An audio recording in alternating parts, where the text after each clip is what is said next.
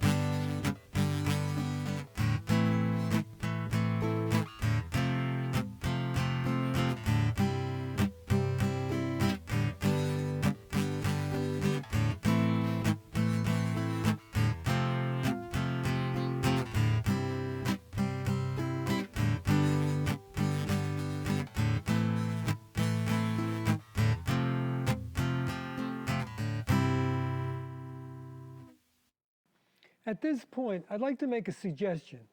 Whenever you get a chance, sing along with your favorite songs, but this time, concentrate on the repetition of phrases. I know as a lyricist and a poet, you're always thinking about words, but now, as you're in the car, sing along and take notice of when they repeat things and when they repeat things with variation.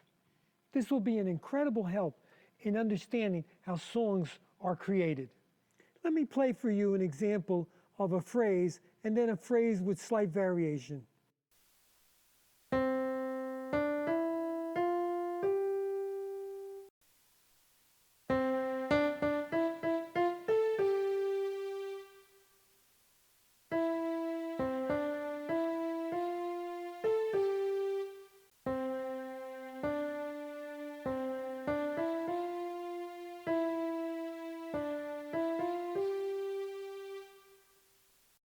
So you can see the possibilities are endless. Always remember, these are techniques used by all composers in all styles of music. We will study them individually, but it is your instincts and inner ear that will guide you. These are only tools. There are no set patterns. You will combine these techniques as it works best for you in the moment to produce music that is yours, your art.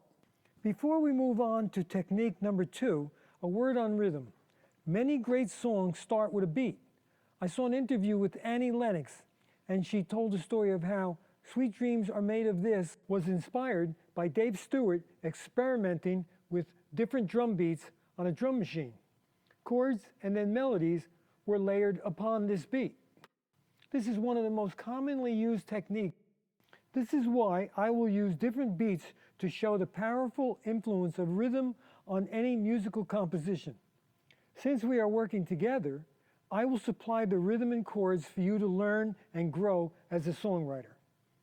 As I mentioned earlier, the purpose of these podcasts to help those with no formal training in music to gradually grow into a complete songwriter, both music and lyrics. Technique number 2. Now our second phrase will be totally different. Let's look at some examples from the music of Elton John on how the first phrase and the second phrase are different in varying degrees. In Benny and the Jets, the first phrase is, "Hey kids, shake it loose together, the spotlight's hitting something that's been known to change the weather." That's the first phrase. The second phrase is much shorter. "We'll kill the fatted calf tonight, so stick around." Not only is it shorter, but the notes are different and the rhythm is similar but not exact. Benny and the Jets was written by Elton John with lyrics by Bernie Taupin, his longtime lyricist. Now let's look at Blue Eyes. This was written by Elton John and Gary Osborne. The first phrase just says blue eyes, 2 notes, and the notes move up. The second phrase, which moves down, says baby's got blue eyes. 2 totally different phrases.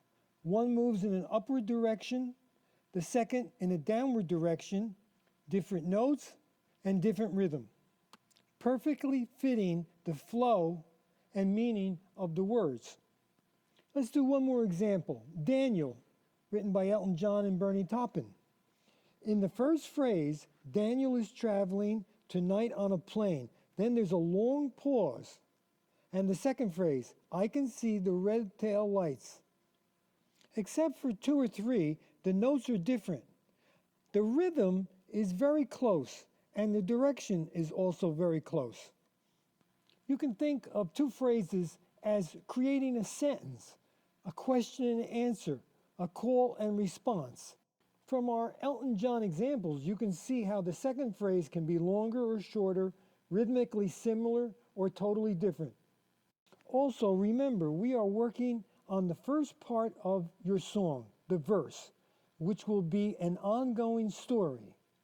Save the title for the chorus, which will repeat exactly the chords and lyrics.